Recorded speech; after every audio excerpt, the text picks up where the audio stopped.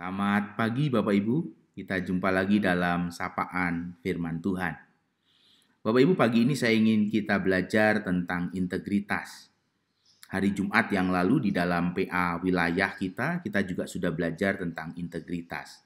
Saya ingin melanjutkan pembelajaran kita tentang integritas sebagai sesuatu yang penting di dalam kehidupan kita beriman. Di dalam Alkitab kita menemukan banyak kisah tentang integritas. Orang-orang yang berhasil hidup di dalam integritasnya, bahkan juga orang-orang yang gagal di dalam integritas. Bapak Ibu, seringkali di dalam kehidupan berintegritas, orang mengukur integritasnya berdasarkan probabilitas atau tingkat kemungkinan tindakannya diketahui orang lain atau tidak. Seharusnya integritas kehidupan kita yang utuh, kehidupan kita yang jujur di hadapan Tuhan itu letaknya didasarkan pada relasi kita dengan Tuhan. Bukan diletakkan pada probabilitas atau nilai kemungkinan dari tindakan kita itu diketahui orang atau tidak. Tuhan yang Maha Tahu, Tuhan yang tidak pernah tidur dalam hidup kita, itu seharusnya menjadi dasar dari integritas kita. Kita bisa melihat bagaimana seorang yang berhasil di dalam Alkitab hidup di dalam integritas mereka. Kita bisa belajar dari kisah Yusuf pertama.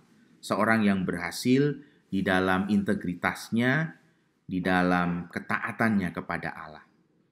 Bapak Ibu, kalau kita lihat ketika Yusuf digoda oleh istri Potifar, itu bukan hanya digoda sekali. Itu digoda berhari-hari oleh istri Potifar. Dan probabilitas nilai kemungkinan tindakan itu diketahui oleh orang lain sangat kecil. Yusuf bisa saja menyetujui perselingkuhan itu, menyetujui persinahan itu terjadi.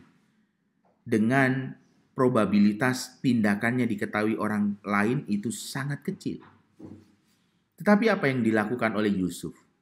Yusuf tidak melakukannya dengan sebuah jawaban yang sangat jelas.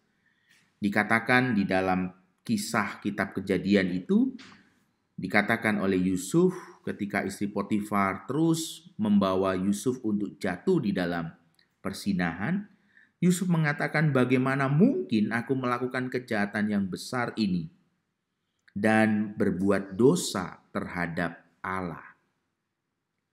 Jawaban Yusuf menjadi jawaban yang penting. Bagaimana integritas itu tidak diletakkan pada probabilitas tindakannya diketahui orang lain atau tidak. Tetapi integritasnya diletakkan pada kasihnya dan ketaatannya kepada Allah yang Maha Tahu. Kisah yang lain di dalam Alkitab, kisah yang menggambarkan seseorang yang jatuh, gagal di dalam berintegritas, adalah Daud. Kita mengenal kisah Daud dan Batseba.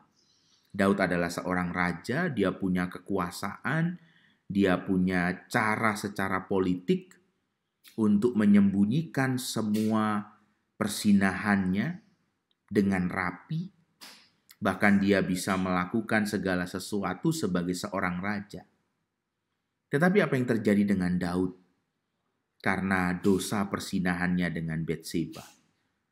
Daud merasa bahwa sebagai raja dia bisa menutup semua itu, dia bisa berpolitik terhadap segala sesuatu, bahkan di dalam politik yang kejam, tetapi dia tidak bisa menutupi semua itu di hadapan Tuhan.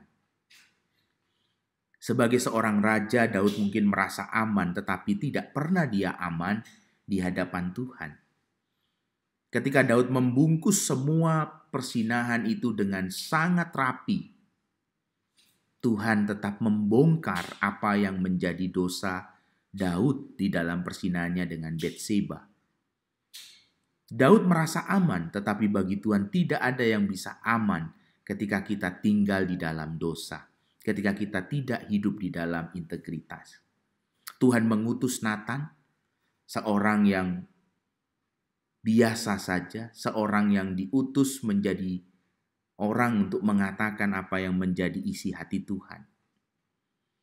Seorang yang di dalam kisah sebelumnya tidak banyak dibicarakan, tetapi tiba-tiba dihadirkan oleh Tuhan, seorang bernama Nathan, dan Nathan berkata kepada Daud, seorang raja yang menyembunyikan persinahannya dengan sangat rapi. Seorang bernama Nathan menunjuk kepada Daud dan berkata, engkaulah orangnya. You are the man. Sesuatu yang luar biasa. Ketika Tuhan membongkar apa yang disembunyikan oleh Daud, Daud jauh lebih merasakan betapa sakitnya, betapa mengerikan ketika Tuhan membuka semua itu dan menyadarkan Daud akan dosa yang ditutupi selama ini. Bapak Ibu Saudara sekalian dikasihi Tuhan Yesus Kristus, integritas menjadi sesuatu yang penting. Karena integritas menjadi pijakan kita untuk bertumbuh. Tidak ada pertumbuhan tanpa integritas di dalam hidup beriman kita. Pertumbuhan hanya terjadi di dalam kehidupan Bapak, Ibu, dan saya ketika kita mau sungguh-sungguh berintegritas. Hidup sebagai orang yang utuh di hadapan Tuhan. Apa yang ada di dalam sama dengan apa yang ada di luar. Kehidupan kita menjadi utuh di hadapan Tuhan.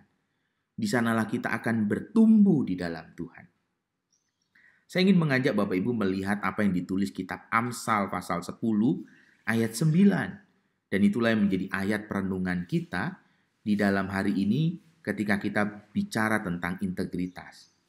Amsal 10 ayat 9 berkata, siapa bersih kelakuannya, aman jalannya.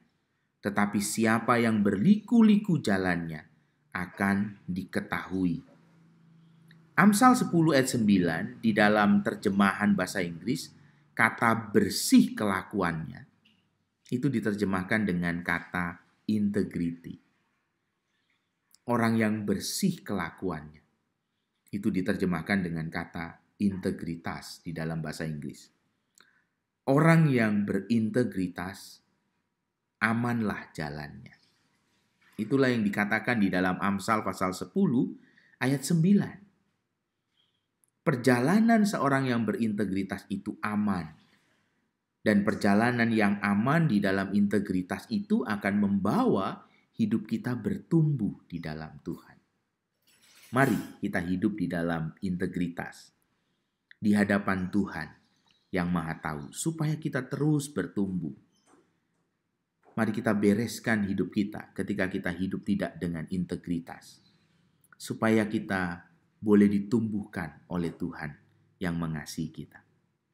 Tuhan memberkati, Tuhan menopang kita senantiasa dengan firman-Nya. Amin.